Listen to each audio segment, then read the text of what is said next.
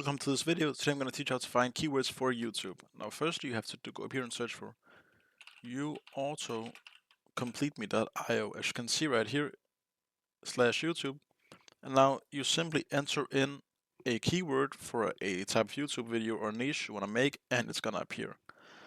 As you can see right here, enter a keyword. Let's say we want to make something about Excel, and then you have to press autocomplete me, and it's going to search for a while. What this does is go in and grabs the data from YouTube for the most searched for in each. I think it's the 50 or 20 most searched in each letter, so A through C.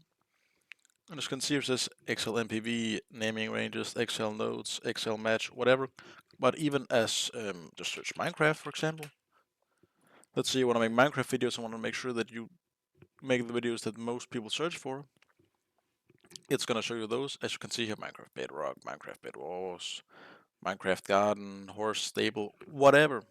Something like that. It's really that simple. Of course, I will leave the link to this in the description so you can use it yourself. Thanks for watching. Don't forget to like and subscribe.